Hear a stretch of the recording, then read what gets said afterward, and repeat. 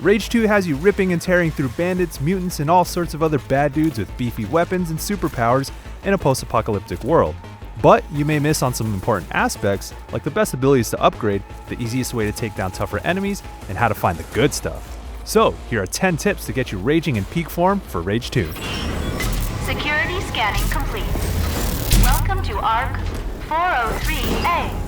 Arks are these pods scattered across Rage 2's wasteland, and they grant you new nanotread abilities and weapons, both of which are key to the best part of the game, combat. You'll get 4 Arks marked on your map at the outset, but you'll have to uncover the locations of the rest on your own. You can see their locations on this map, so pause if you need to.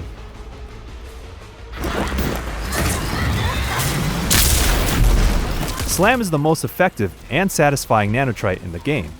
At first, it works as a simple ground pound that does area of effect damage and splatters enemies you land on for a direct hit. But as you upgrade it, Slam can pull enemies towards the center of your target area and do even more damage. This is one of the best ways to eliminate a crowd. Straight up, Rage 2 has one of the best shotguns in video games. Its impactful feel is matched by the amount of havoc it wreaks on your enemies, and although it's not the most flashy gun in your arsenal, it's certainly the most functional. Upgrading your shotgun will help you tear through armored foes more efficiently and reload much faster. The vehicle controls and the twisty roads of the wasteland make getting around a bit of a pain, so once you're able to spawn in the Icarus Gyrocopter in the vehicles menu, there's no looking back. It's the most efficient way to get places, especially when you're trying to knock out side quests or want to get across the map fast. Plus, you get nice scenic views of the larger landscape, which is nice. Remembering to dash will save you in many situations, especially in fights against huge mutants that can rush you quickly, or sentries with devastating laser beams. You only start with a single dash on a short cooldown, but you can upgrade it to have a faster recovery time and be able to dash twice at a time. Cyber Crushers are one of the few boss-type enemies in Rage 2, and it takes a bit more than just a bunch of bullets to take them down. The best approach is to launch a well-placed rocket to their chest to get them to expose their Feltrite tanks, then use your assault rifle to destroy those tanks.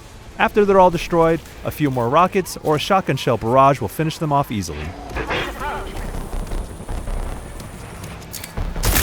Using focus doesn't just enable you to use your nanotrite abilities.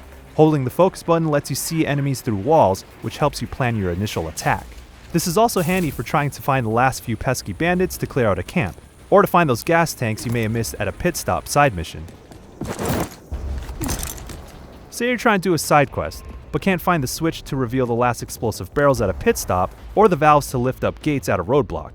Just keep your eyes peeled for objects splattered in neon pink paint, since it usually indicates important objects in the world.